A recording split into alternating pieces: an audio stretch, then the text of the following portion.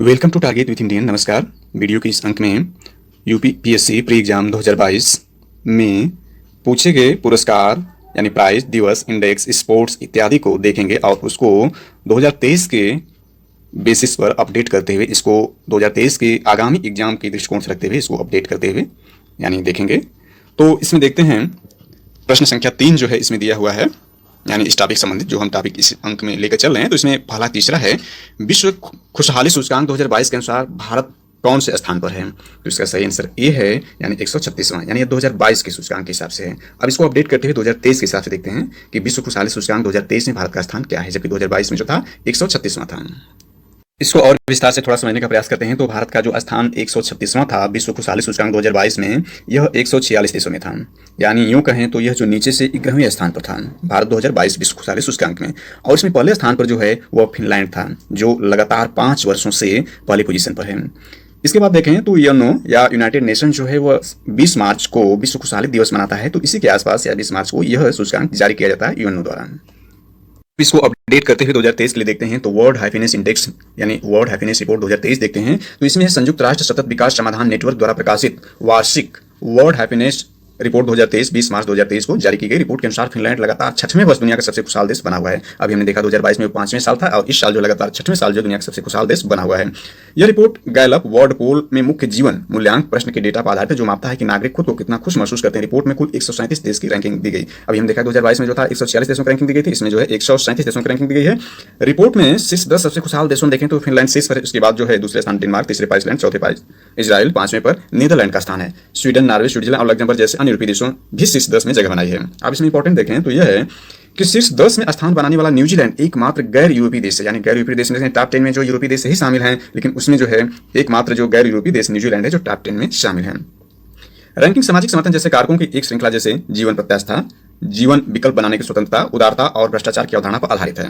यानी ये आधार इसमें लिए गए, जिस आधार पर यह मापांक या मापा गया है कि प्रसन्नता सूचकांक क्या है, तो उसमें यह आधार इसमें है कि जीवन प्रत्याशा, जीवन विकल्प बनाने की स्वतंत्रता, उदारता और भ्रष्टाचार की धारणा पर आधारित इसको देखा गया है। इसमें दूसरा इंपॉर्टेंट है कि सूचकांक में शीर्ष 20 खुशहाल देशों में शामिल हुआ लिथुआनिया एकमात्र देश, यानी 2 देशों को देखें तो न्यूजीलैंड टॉप 10 में है और टॉप 20 में जो है लिथुआनिया है। इसने 2017 की रैंकिंग में 30 स्थान पर सुधार करके 20वीं रैंकिंग में पहुंचा है। अर्थात इसका मतलब यह 2017 में जो यह था 50वें स्थान पर था, और 2023 में यह है लिथुआनिया जो है टॉप 20 में पहुंच गया है। यह इंपॉर्टेंट हो जाता है इस दृष्टिकोण से। तो इसमें देखें तो वर्ल्ड हैप्पीनेस रिपोर्ट के शीर्ष 5 देश, फिनलैंड फर्स्ट है, इसका स्कोर 7.804 है। इसके बाद डेनमार्क, आइसलैंड, इजराइल और नीदरलैंड है। इसके स्कोर क्रम से दिए गए हैं। इसमें भारत की स्थिति को देखने का प्रयास करें तो वर्ल्ड हैप्पीनेस रिपोर्ट में भारत की स्थिति पिछली बार के 136 में सुधार कर 126 हो गई। यानी पिछली बार हमने देखा कि जो भारत की रैंकिंग थी 136 थी आउट ऑफ 146 कंट्री, यानी 146 देशों में 136वां नीचे से क्रम स्थान था। और इस बार देखें तो 126वीं रैंक हो गई है, 126वीं रैंक हो गई है, और 137 देशों में, यानी इस हिसाब से देखें तो इस बार जो है नीचे से 12वां स्थान है। यानी नीचे से स्थान देखें तो पिछली बार 11वां था, इस बार 12वां है। तो यह स्थानों की हालांकि अभी भी नेपाल, चीन और बांग्लादेश जैसे अपने पड़ोसी देशों से पीछे है। दुनिया की सबसे तेजी से बढ़ती अर्थव्यवस्था होने के बावजूद भी रिपोर्ट में भारत की रैंकिंग को लगातार कम दिखाना रिपोर्ट पर संदेह व्यक्त करता है। इसे उथल पुथल वाले देशों की यूक्रेन और रूस तुलना में कैसे कम किया जा सकता है? इसमें देखें तो रूस और यूक्रेन के बीच चल रहे संघर्ष के बावजूद दोनों देश वर्ल्ड हैप्पीनेस रिपोर्ट में भारत से ऊपर है। रिपोर्ट में रूस को 70वें स्थान पर, यूक्रेन को 92वें स्थान पर। रिपोर्ट के अनुसार दोनों देशों ने 2020 और 21 में दयालुता के स्तर पर वृद्धि का अनुभव किया, लेकिन 2022 में यूक्रेन ने परोपकार में तेजी से वृद्धि देखी, जबकि रूस में इसमें गिरावट आई। और इसमें देखें तो यह है वर्ल्ड हैप्पीनेस रिपोर्ट 2023 के सबसे कम खुशहाल देशों पर भी प्रकाश डाला गया। इसमें सर्वेक्षण किए गए 137 देशों में सबसे नाखुश देश के रूप में अफगानिस्तान की रैंकिंग शीर्ष पर है। यानी यहाँ पर देख लेते हैं इसको, तो ये सबसे कम खुशहाल देश देखें तो 137 देशों में 137वें स्थान पर अफगानिस्तान, इसकी जो स्कोर 1.859। इसके बाद क्रम से देखें जो सबसे कम दूसरा सबसे लेबनान है, इसके बाद सियरा लियोन, फिर जिम्बाब्वे, फिर कांगो गणराज्य है। इसके बाद देखें रिपोर्ट में भारत और उसके पड़ोसी देश को यहाँ पर दिखाया गया है। तो भारत की रैंक जो है इस बार 126वीं है, पिछली बार जो थी 136वीं थे। और पड़ोसी देशों में देखें श्रीलंका जो है भारत से बेहतर स्थिति में है, 112वीं रैंक। बांग्लादेश भी भारत से अच्छी स्थिति में है, 118वें पर। पाकिस्तान भी भारत से अच्छी स्थिति में, 108वें रिपोर्ट। और चाइना जो है 64वें स्थान पर है, जो कि भारत के पड़ोसी देशों में बेस्ट स्थिति में है चाइना। और इसके बाद नेपाल जो है दूसरा सबसे बेस्ट पोजीशन में है हैप्पीनेस में, या भारत के पड़ोसी देशों में, निकटतम पड़ोसी देशों में देखें तो सबसे खुशहाल देश नेपाल है। इसमें देखें तो यह रिपोर्ट जो जारी की जाती है, यानी वर्ल्ड हैप्पीनेस रिपोर्ट घरेलू और वैश्विक दोनों कारकों सहित विभिन्न मापदंडों के आधार पर दुनिया भर में खुशी के स्तर पर व्यापक विश्लेषण है। रिपोर्ट लोगों के वर्तमान जीवन संतुष्टि स्तरों के बारे में राष्ट्रीय स्तर पर प्रतिनिधि नमूनों के फीडबैक के आधार पर खुशी का अनुमान लगाती है। पहली रिपोर्ट, यानी इस तरह की पहली रिपोर्ट जो प्रकाशित की गई थी 2012 में प्रकाशित की गई थी, और तभी से वार्षिक आधार पर इसको जारी किया जाता है। यानी इसकी शुरुआत 2012 से की गई थी। इस टॉपिक में जो दूसरा प्रश्न है वह 7 नंबर है। लिखित में से किसने जनवरी 2022 में आयोजित सैयद मोदी अंतर्राष्ट्रीय टूर्नामेंट में महिला एकल का खिताब जीता? तो वे है पीवी सिंधु। अब इसको अपडेट करते हुए देखते हैं। यानी इसमें देखें तो यह जो 28 अक्टूबर 2022 को अपडेट किया गया, तो इसमें है 2023 सैयद मोदी इंडिया इंटरनेशनल, एक अंतर्राष्ट्रीय बैडमिंटन टूर्नामेंट है जो भारत के लखनऊ में, यानी उत्तर प्रदेश की राजधानी लखनऊ में बाबू बनारसी दास इंडोर स्टेडियम में 28 नवंबर से 3 दिसंबर 2023 तक होगा। यानी अभी आयोजन इसका किया जाना है। यह VWF world tour super 300 series का हिस्सा और आखिरी है। 2023 BWF वर्ल्ड टूर फाइनल से पहले यह टूर्नामेंट होगा। इसमें देखें तो इसको स्थापित किया गया था, यानी इस जो पुरस्कार हमने देखा, यानी जो टूर्नामेंट है, यानी जो ये टूर्नामेंट है सैयद मोदी अंतर्राष्ट्रीय टूर्नामेंट, जो एक बैडमिंटन की प्रतियोगिता है, इसकी स्थापना 2009 में, यानी आज से 14 साल पहले की गई थी। और यह 11वां संस्करण है 2022, और 2023 का इसका 12वां संस्करण होगा। इसकी जगह जो लखनऊ, भारत यानी उत्तर प्रदेश की राजधानी लखनऊ में है। कार्यक्रम का स्थान जो है बाबू बनारसी दास इंडोर स्टेडियम में है। प्राइस देखें इसका तो $1.5 लाख है। और इसमें देखें वर्तमान चैंपियन जो महिलाओं में हैं वे PV सिंधु एकल में हैं, और अन्ना चेओंग और तेई मेल जिंग जो है युगल में विजेता है। अधिकांश एकल खिताब जीतने का जो श्रेय है वो 3 बार साइना नेहवाल ने जीता है, और सर्वाधिक युगल खिताब जो जीते हैं वो 2 बार जंग क्यूंग उंग ने जीता है इसको, यानी सैयद मोदी अंतर्राष्ट्रीय टूर्नामेंट बैडमिंटन टूर्नामेंट को। टॉपिक संबंधित नेक्स्ट यानी अगला महत्वपूर्ण प्रश्न देखें जो इसमें 9वां है, तो इसमें लिखा है 45वें विश्व ब्रिज चैंपियनशिप के संदर्भ निम्नलिखित में से कौन सी कथन सही है। इसमें पहला यह चैंपियनशिप इटली में आयोजित की गई। दूसरा है भारतीय टीम ने पहली बार इस खेल में रजत पदक जीता। तो नीचे दिए गए कुछ सही उत्तर का चयन कीजिए। तो इसमें भी है, यानी 1 और 2 दोनों सही, यानी इसमें दोनों कथन सही है कि यह जो है विश्व यानी 45वें विश्व ब्रिज चैंपियनशिप जो है यह इटली में आयोजित की गई, और इसमें भारतीय टीम ने पहली बार जो है सिल्वर मेडल जीता है। दोनों ही कथन सही हैं। इसको देखें इसकी व्याख्या में या इसको अपडेट करें तो India managed to secure a silver medal for the first time in the DOC trophy senior team championship at the 45th World Bridge Championship held in Italy. In the match for the gold medal, the Indian team lost to Poland by 194 to 239 points. यानी इसमें जो है भारतीय team ने पहली बार जो है silver medal जीता 45वें विश्व ब्रिज चैंपियनशिप में, और जिसका आयोजन इटली में किया गया। और जो भारत जो है अपना मैच हार गया, यानी गोल्ड मेडल के लिए जो मैच हुआ उसमें जो भारत ने पोलैंड से हार गया और भारत को सिल्वर मेडल मिला, और पोलैंड ने भारत को 194 के मुकाबले 239 पॉइंट से हराया था। नेक्स्ट यानी 46 जो चैंपियनशिप होगी इस तरह की, उसके बारे में देख लेते हैं अपडेट ग्रुप में। The championship will be held at the Paris day congress in Marrakech यानी Morocco from 20 August to 2 September 2023। All the necessary information will be followed due to course. यानी इसमें ये बताया जा रहा है कि नेक्स्ट जो होगा वो 20 अगस्त से 2 सितंबर 2023 के बीच में मोरक्को में आयोजित किया जाएगा 46 यानी विश्व ब्रिज चैंपियनशिप, यानी 46 वर्ल्ड ब्रिज चैंपियनशिप जो होगा यह मोरक्को में 20 अगस्त से 2 सितंबर 2023 के बीच में आयोजित किया जाएगा। इस टॉपिक संबंधित अगला नेक्स्ट महत्वपूर्ण प्रश्न देखें तो इसमें 13 नंबर है, ये करंट संबंधित है। तो मूल्यवान IT ब्रांड की संदर्भ निम्नलिखित में से कौन से कथन सही है। इसमें पहला है एक्सेचर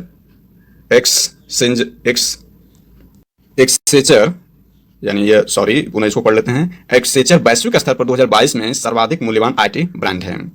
सेकंड, TCS वैश्विक IT सेवा ब्रांडों में 2022 में नंबर 2 पायदान पर है। इसका आंसर जो है वो बी है। बी का मतलब एक था दो, दोनों सही है। यानी इसमें एक्सेचर जो है वैश्विक स्तर पर 2022 में सर्वाधिक मूल्यवान IT ब्रांड है, ये भी सही है। और भारत का जो TCS है, यानी TCS जो भारतीय कंपनी IT कंपनी है, तो TCS वैश्विक IT सेवा ब्रांड 2022 में सेकंड पोजीशन पर है, नंबर 2 पर है। ये दोनों ही कथन सही है। इसको अपडेट करते हैं 2023 में देखते हैं।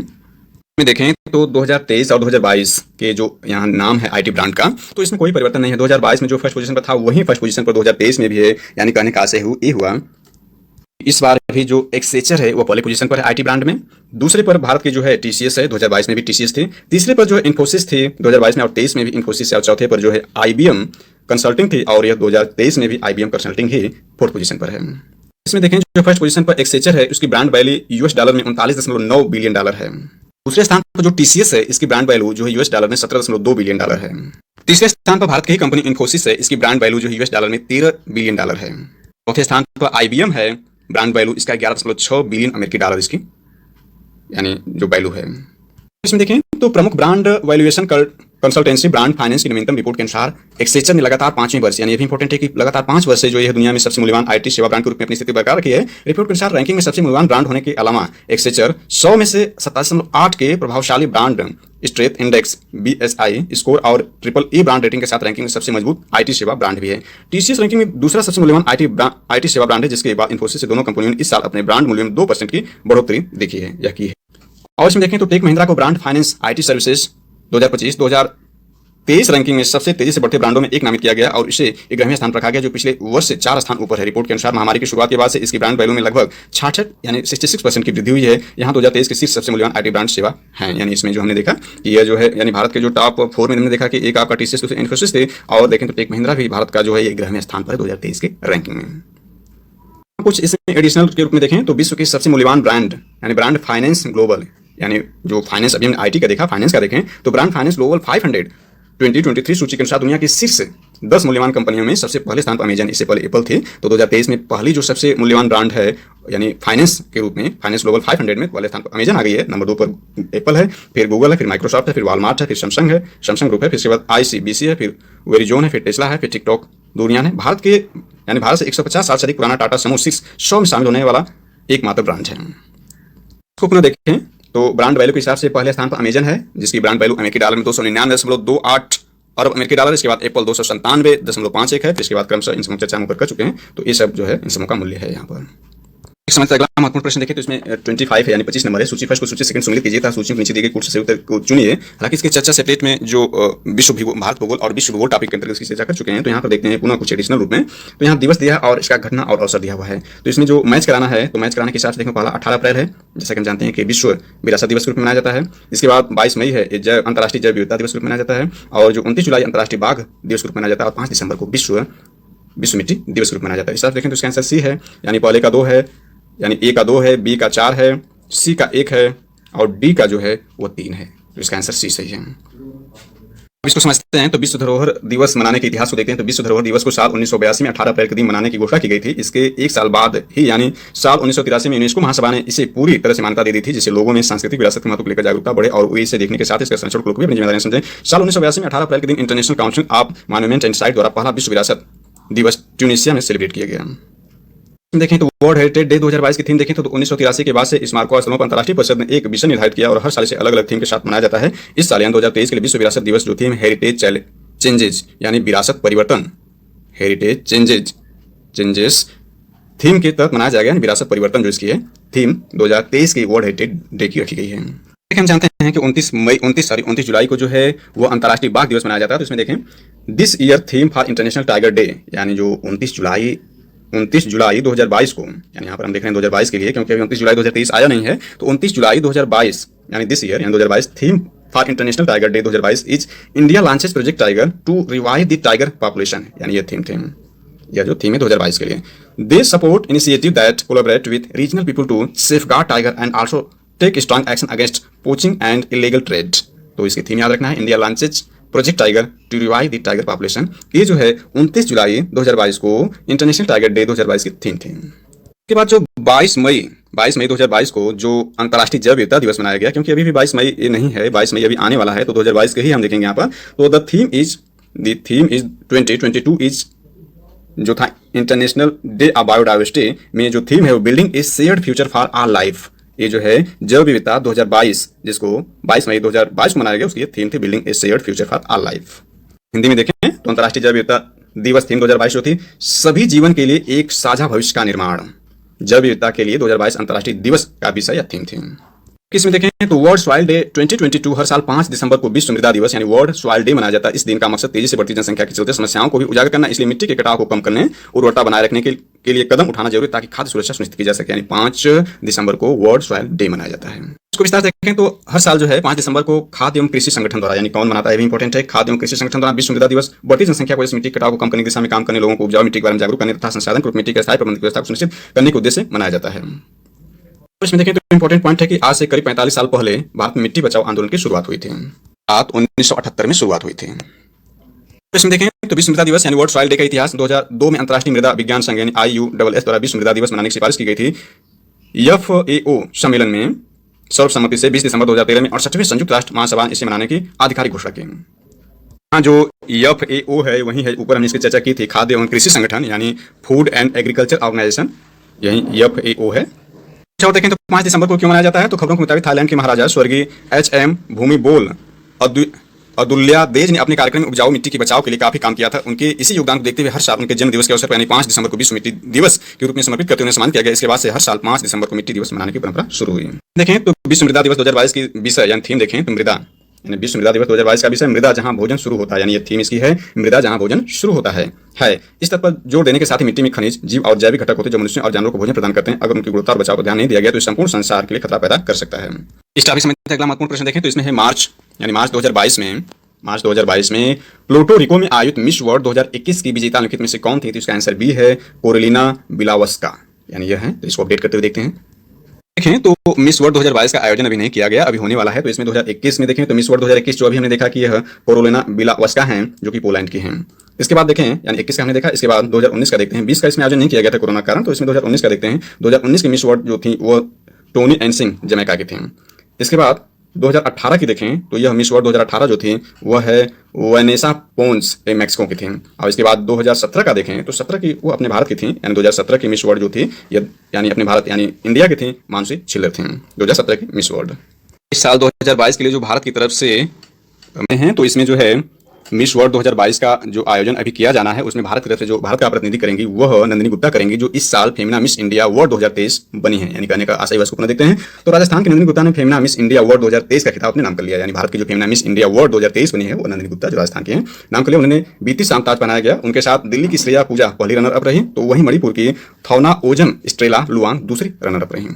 इसमें देखें तो नंदिनी गुप्ता जो है, नंदिनी संयुक्त अरब अमीरात यानी यूएई में आयोजित होने वाली ग्रैंड मिस वर्ल्ड प्रतियोगिता 71वें संस्करण में भारत का प्रतिनिधित्व भी करेंगी। तो यानी जो यह प्रतिनिधित्व करेंगी इसमें जो 71वां संस्करण होगा यानी मिस वर्ल्ड 2022 का होगा, उसमें यह नंदिनी गुप्ता जो भारत के प्रतिनिधित्व के रूप में इसमें पार्टिसिपेट करेंगे। इसमें देखें तो 19 साल की नंदिनी गुप्ता कोटा की रहने वाली, उन्होंने बिजनेस मैनेजमेंट की डिग्री प्राप्त की। मिस इंडिया संगठन के अनुसार नंदिनी के जीवन में रतन टाटा सबसे प्रभावशाली व्यक्ति है। नंदिनी ने अपने एक इंटरव्यू में कहा था कि रतन टाटा ने मानवता के लिए सब कुछ करने और चैरिटी के लिए अधिकांश हिस्सा दान में देते हैं। इसमें एक एडिशनल जानकारी के रूप में देखें जो भारत समेत एक महत्वपूर्ण जानकारी है तो मिसेज वर्ल्ड विनर्स की सूची 1984 से 2022 के बीच में देखें, ये भारत संबंधी एक महत्वपूर्ण करंट अफेयर्स है। 17 दिसंबर 2022 को भारत की सरगम कौशल को मिसेज वर्ल्ड ब्यूटी पेजेंट की विजेता का ताज पहनाया गया। कौशल को संयुक्त राज्य अमेरिका की श्रीमती शाइलिन फोर्ड द्वारा ताज पहनाया गया, जो सौंदर्य प्रतियोगिता की पूर्व विजेता थे। यह प्रतिष्ठित खिताब जीतने वाली दूसरी भारतीय हैं, यानी सरगम कौशल जो दूसरी भारतीय हैं। उनसे पहले अदिति गोवित्रिकर ने 2001 में मिसेज वर्ल्ड जीता था। तो वेरी इंपॉर्टेंट हो जाता है एग्जाम दृष्टिकोण से। और देखें तो श्रीमती विश्व विजेताओं की सूची 1984 से 2022 तो मिसेज श्रीलंका रोजी सेना नायके 1984 में पहली मिसेज वर्ल्ड बनी, जबकि अदिति गोवित्रिकर भारत की पहली और एकमात्र मिसेज वर्ल्ड है। उन्हें 2001 में ताज पहनाया गया था। मिसेज इंडिया सरगम कौशल वर्तमान मिसेज वर्ल्ड है, उन्हें हाल ही में समाप्त हुई मिसेज वर्ल्ड 2022 पेजेंट का ताज पहनाया गया था। भारत की सरगम कौशल मिसेज वर्ल्ड विनर 2022। इसमें देखें तो 32 वर्षीय कौशल जम्मू कश्मीर में रहने वाले हैं। वह एक मॉडल होने के साथ साथ एक कंटेंट राइटर और पेंटर भी हैं। टॉपिक में अगला महत्वपूर्ण प्रश्न देखें तो इसमें 44 है। इसमें दिया गया है योजना कार्यक्रम और उसके प्रारंभ होने का वर्ष दिया गया है। तो इसका आंसर मिलान के साथ देखें 20 सही है, यानी ए का 2 यानी राष्ट्रीय ग्रामीण स्वास्थ्य मिशन जो है 2005 में शुरू किया गया। इसके बाद बी का 1 है राष्ट्रीय सामाजिक सहायता कार्यक्रम जो है ये 1995 में शुरू किया गया। इसके बाद सी का 4 है यानी स्वर्ण जयंती ग्राम स्वरोजगार योजना 1999 में शुरू किया गया। और डी का 3 होने का मतलब है संपूर्ण ग्रामीण रोजगार योजना जो है यह 2001 में शुरू किया गया। इसका आंसर बी सही है, बी सही इसका आंसर। विस्तार समझने का प्रयास करते हैं तो हाल ही में केंद्रीय स्वास्थ्य और परिवार कल्याण मंत्री ने राज्यसभा को सूचित किया कि राष्ट्रीय स्वास्थ्य मिशन यानी NHM नेशनल हेल्थ मिशन समर्पित स्वास्थ्य प्रणाली में सुधार के परिणामस्वरूप भारत स्वास्थ्य का विकास हुआ है। इसमें देखें NHM यानी नेशनल हेल्थ मिशन को भारत सरकार द्वारा वर्ष 2013 में शुरू किया गया, यानी राष्ट्रीय स्वास्थ्य मिशन भारत में 2013 में शुरू किया गया। और इसमें जो है राष्ट्रीय ग्रामीण स्वास्थ्य मिशन यानी इसमें 2 मिशन शामिल हैं। तो राष्ट्रीय ग्रामीण स्वास्थ्य मिशन जिसको 2005 में शुरू किया गया था, 2005 में शुरू किया गया था, और राष्ट्रीय शहरी स्वास्थ्य मिशन जिसको 2013 में शुरू किया गया था, दोनों को मिलाकर के शुरू किया गया। इसका मतलब हुआ कि नेशनल हेल्थ मिशन जो है इसमें 2 घटक शामिल हैं। पहला है 2005 में शुरू किया गया राष्ट्रीय ग्रामीण स्वास्थ्य मिशन, और 2013 में शुरू किया गया ही राष्ट्रीय शहरी स्वास्थ्य मिशन को मिलाकर के NHM या नेशनल हेल्थ मिशन की शुरुआत की गई है। तो इसमें यही हम देख रहे हैं कि राष्ट्रीय ग्रामीण स्वास्थ्य मिशन की शुरुआत 2005 में की गई थी। तो बना दिया गया है, यानी इन दोनों मिशनों को मिलाकर के जो बना दिया गया NHM यानी नेशनल हेल्थ मिशन के प्रमुख मुद्दे देखें तो इसमें जननी सुरक्षा कार्यक्रम, राष्ट्रीय बाल स्वास्थ्य कार्यक्रम, निमुक्त दवाएं और निमुक्त निदान सेवा शुरू करना, प्रधानमंत्री राष्ट्रीय डायलिसिस प्रोग्राम, सभी सार्वजनिक स्वास्थ्य सुविधाओं में राष्ट्रीय गुणवत्ता की क्षति ढांचे का कार्यान्वयन, मोबाइल चिकित्सा इकाइयां यानी MMU और टेली परामर्श सेवाओं को विशेष रूप से ग्रामीण क्षेत्र में स्वास्थ्य सेवा तक पहुंच में सुधार करने के लिए लागू किया जा रहा है। इसमें अगला देखें राष्ट्रीय सामाजिक सहायता कार्यक्रम राष्ट्रीय सामाजिक सहायता कार्यक्रम NSAP केंद्रीय ग्रामीण विकास मंत्रालय द्वारा प्रशासित राष्ट्रीय सामाजिक सहायता कार्यक्रम की शुरुआत जो है 15 अगस्त 1995 में की गई थी। यह संविधान के लेख 41 और 42 के अंतर्गत नीति विशिष्ट तत्वों के अनुशील की दिशा में महत्वपूर्ण भूमिका निभाता है। इसमें देखें तो लेखा 41 जो है काम पाने, शिक्षा पाने एवं विशेष पर्यवेक्षण में सहायता करने का अधिकार प्रदान करता है। इसको सरल भाषा में समझने का प्रयास करते हैं। हालांकि टफ हिंदी में दिया हुआ है। संविधान के लेख यानी संविधान का जो अनुच्छेद है, हम जानते हैं कि भारतीय संविधान के भाग 4 में जो है वो डीपीएसपी दिया हुआ है, यानी direct principle of state policy, यानी राज्य के नीति निर्देशक तत्व दिए गए हैं। और उसमें जो अनुच्छेद 36 से 51 तक यानी डीपीएसपी या राज्य के निर्देशक तत्व की चर्चा की गई। इसमें अनुच्छेद 41 और 42 को लिया गया है। तो 41 जो इसमें कहता है कुछ मामलों में काम का अधिकार, शिक्षा का अधिकार तथा सार्वजनिक सहायता का अधिकार। 42 कहता है न्यायोचित एवं मानवीय कार्य दशाओं तथा मातृत्व सहायता के लिए प्रावधान। तो यही चीज इसमें दिया गया है। 41 और 42 ये डीपीएसपी से लिए गए अनुच्छेद हैं। तो यहाँ पर इसको इस तरह से कहा गया है। अनुच्छेद 41 काम पाने, शिक्षा पाने एवं विशेष परीक्षण सहायता करने का अधिकार है। 42 जो है न्याय एवं काम की मानवीय दशा एवं बंधु सहायता का प्रावधान करता है और इसके विस्तृत रूप में इसमें यहाँ दिखाया गया है। तो इसमें जो राष्ट्रीय सहायता, इसमें जो दिया है राष्ट्रीय सामाजिक सहायता कार्यक्रम, राष्ट्रीय सामाजिक सहायता कार्यक्रम इसकी शुरुआत 1995 में की गई थी। इसके तहत 5 कार्यक्रम शामिल किए गए। पहला है इंदिरा गांधी राष्ट्रीय वृद्धा पेंशन योजना, लाभार्थी 60 वर्ष से अधिक वाले गरीबी रेखा से नीचे जीवन यापन करने वाले बीपीएल वृद्धजन के लिए है। और दूसरा इसमें इंदिरा गांधी राष्ट्रीय विधवा पेंशन योजना, तीसरा इंदिरा गांधी नेशनल डिसेबिलिटी योजना, चौथा राष्ट्रीय परिवार लाभ योजना और पांचवा है अन्नपूर्णा, जो इसमें अन्नपूर्णा योजना शामिल है।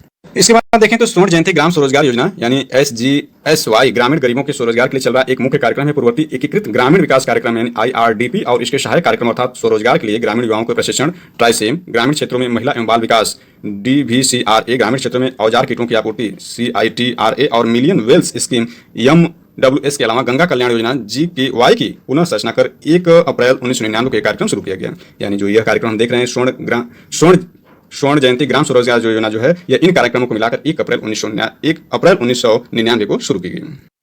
और इसमें देखें तो स्वर्ण जयंती ग्राम स्वरोजगार योजना यानी यह जो योजना SGSY है यह एक समग्र रूप से गरीबी निवारण योजना है जो स्वरोजगार के सभी पहलुओं को सम्मिलित करता है, जैसे गरीबों को स्व सहायता समूह में संगठित करना, ट्रेनिंग, ऋण, टेक्नोलॉजी, अधोसंरचना तथा विपणन। इस प्रकार के ग्रामीण निर्धनों के लिए स्वरोजगार कार्यक्रम है। यह ट्राइसेम, DWCRA यानी ग्रामीण क्षेत्रों के महिलाओं बच्चों का विकास और 10 लाख कूप स्कीम जैसे कार्यक्रमों था IRDP को 1 अप्रैल 1999 से एक साथ मिलाकर शुरू की गई योजना। इसको विस्तार से देख चुके हैं। और इसमें जबकि खुद देखें तो जो ट्राइसेम योजना है यानी ग्रामीण युवाओं को स्वरोजगार हेतु प्रशिक्षण कार्यक्रम ट्राइसेम है, इसकी शुरुआत भी 15 अगस्त 1979 को की गई थी। और जबकि इसमें जो IDRP है, IDRP का मतलब समन्वित ग्रामीण विकास कार्यक्रम, इसकी जो शुरुआत की गई थी वह 2 अक्टूबर 1980 को शुरुआत की गई थी। 6ठी पंचवर्षीय योजना के दौरान इसकी शुरुआत की गई थी। देखें तो संपूर्ण ग्रामीण रोजगार योजना 25 सितंबर 2001 को रोजगार आश्वासन योजना यानी EAS और जवाहर ग्राम समृद्धि योजना JGSY के प्रावधानों को मिलाकर शुरू की गई थी। कार्यक्रम प्रकृति में स्वलक्षित और इसका उद्देश्य ग्रामीण क्षेत्रों में गरीबी रेखा से नीचे रहने वालों को रोजगार देना और भोजन प्रदान करना है। और इसमें देखें तो अक्टूबर 1980 में तत्कालीन प्रधानमंत्री इंदिरा गांधी द्वारा काम के बदले अनाज कार्यक्रम का पुनर्गठन किया गया और इसका नाम बदलकर राष्ट्रीय ग्रामीण रोजगार कार्यक्रम कर दिया गया और यह अप्रैल 1981 में एक नियमित कार्यक्रम बन गया। यह कार्यक्रम 6ठी पंचवर्षीय योजना के दौरान शुरू किया गया। इसका उद्देश्य नियोजित व्यक्तियों के तहत अतिरिक्त रोजगार के कार्यान्वयन का है। केंद्र राज्य योगदान 50-50% के अनुपात में है। 1989 में NREP को जवाहर रोजगार योजना में शामिल कर लिया गया। जवाहर रोजगार योजना JRY 1 अप्रैल 1989 को प्रधानमंत्री राजीव गांधी द्वारा राष्ट्रीय ग्रामीण रोजगार कार्यक्रम और ग्रामीण भूमिहीन रोजगार गारंटी कार्यक्रम को मिलाकर शुरू की गई थी। इस कार्यक्रम का शहरी संस्करण नेहरू रोजगार योजना था।